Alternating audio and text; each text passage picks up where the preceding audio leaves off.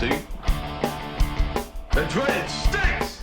Well, that smell is from MetLife. This is Tim's New York Giants Straight Talk, powered by Online Big Blue LLC. Getting over a little bit of a cold here today. And you know what? The 27-22 loss to the Washington Commanders does not make me feel any better. Jayden Daniels, the first quarterback in the modern Super Bowl era, rookie quarterback, to beat the Giants twice in the single season. 2-7. It was one of those games again. It was a tale of two halves. And it's just, I don't know, guys. I really don't know. I really don't get it. I really don't get the Daniel Jones thing anymore. He was literally, 2 for 6 in the first half for negative 8 yards. People are going to say, well, Timmy, how'd that touchdown pass? Yeah, great. He did. He also had the big fumble when the team was driving early on in the game. No blindside awareness, none whatsoever. When he got wrecked, I was sitting there watching it going, he didn't even sense the pressure from his blindside. Not one iota. And the fact that you basically gave up 27 points to this Washington Commanders team, who is now 2-7. These Commanders remind me of the Giants back in 2022.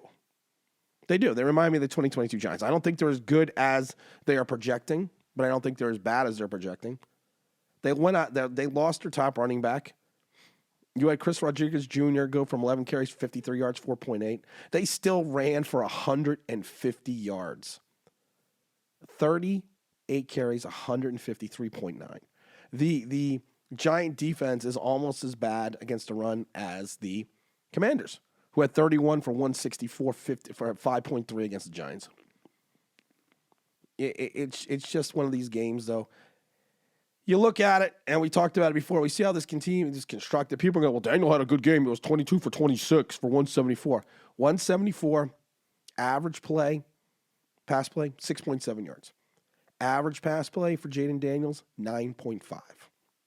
Yes, he had 2 touchdowns. He had the running touchdowns. He bowled the guy over. There's something we used to always say when people will tell us things like this, especially if you're the winner. All you would do is say scoreboard. Scoreboard right now tells us the Giants are 2-7, going to Germany against a bad Carolina team. But I kind of think the Carolina team is on the same par as the Giants. I really do. I'm not counting this as an easy win. The Giants, again, are a tale of two halves. You can't play like this in the NFL. We've talked about this with this team ad nauseum. You literally have to have the ability to play 4 quarters. You can't just play a half and then think this is all going to work out, because you can't. You literally can't. But somehow the Giants have this philosophy in their mindset that all they have to do is play certain halves. If they play halves, they're fine. And why the hell do we even have Malik Nabers? 9 catches, 59 yards, 6.6 yards. Targeted again 11 times. We tried to get the tight end involved as well. Theo Johnson had that touchdown, 3 receptions for 51 yards, 17.1 and the touchdown. It was nice to see some life out of him as well, because we haven't seen life out of the tight end position forever. You had some nice sightings early on for Darius Slayton for 349 for 16 yards. But you targeted Malik Nabers 11 times. The longest play is 16 yards. This team you've just kind of reached a point with this team where it's getting disgusting. It's not even fun to watch anymore. It's really not. It's so bad at times that you literally don't know what to do. Once again, we saw Brian Burns get burned on the touchdown. Not Brian Burns. Deonte Banks get burned on the touchdown. Brian Burns, 4 tackles, 1 solo, sackless again, 1 pass defense. Giants were leading the league in sacks at one point this year. Leading the league. How many sacks did they have today against a suspect line? 0. Zipperoonie. I guess Bobby Johnson's doing pretty okay over in Washington. You also have the Commanders with only 2 sacks, so our line held up. But Daniel Jones was so bad in that first half. I mean, so bad. And you could excuse it if Jaden Daniels put up 4 for 6 for -8 yards and a touchdown. You could excuse it because he is a first-year quarterback. He is a rookie quarterback. You can't excuse that for Daniel Jones because of the fact he is a 6-year veteran. It's beyond disgusting anymore. I don't even want to watch this team anymore. I really don't. I'm probably not going to end up watching the Carolina game.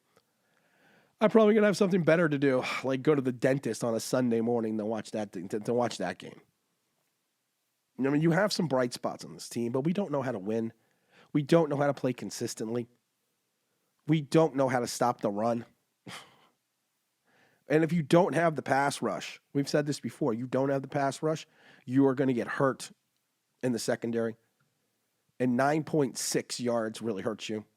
Their receivers averaged 13.9 to the Giants' 8.7 yards reception. You had receptions for Washington of 42, 28, 24, and 31. I mean, listen, I think Shane Bowen's doing a good job. I think he's doing a good job with the talent he has. But the league has exposed the Giants. We knew they were going to be 2-7 at this point in time. We've talked about this ad nauseum. We talked about it on the live streams. We talked about it before the season started, that going into this Carolina game, we were going to be 2-7. And I can't even pencil in the Carolina game anymore as a win. I can't. Because there's not enough talent on this team. This is a cut and paste team. Wan'Dale Robinson is a waste of a pick. 3 receptions, 10 yards, 3.2. He's got nothing. I mean, he should be, I keep saying it over and over again, he should be Darren Sproles. Daniel Jones still looks like he's stepping in the bucket when he's making those throws. And I love it because people are going to be, well, it wasn't his fault. Well, whose fucking fault is it? You're the starting quarterback. You threw for -8 yards in the first half. And once again, turned the ball over, which turned into, wait for it, a Commander's touchdown. So whose fault is it supposed to be? As the Commanders are going to walk into the playoffs, the Giants are walking into a top 5 pick. I don't think you ever have to worry about Daniel Jones going somewhere and being better, because this just isn't a game to be better. This isn't a team to be better. This isn't a season to be better. This is another lost season. Another lost season. How many of those we've had in 10 years? And as a season ticket holder, I'm just fucking done. I'm done. I don't know what else to do. While there were some positives in the game, the scoreboard outweighs all the positives. When the Giants need to get the big stop with 3 timeouts left at the after we rolled into the into the 2-minute warning. All they did was run. They're going to run the ball, and all Washington did was run the ball, get it down to the 1, victory formation. You just kind of have to reach a point with this team where it's just like, when will it end? When will this mediocrity end? At this point in time, I feel like you need to fire both Shane and Dable. I know they won't do it in season, and a lot of people are like, well, you can't keep firing your general manager and head coach every couple of years. What is their record since they went 7-2? I believe since that 7-2 record in 2022, we have won 8 games. I mean, seriously.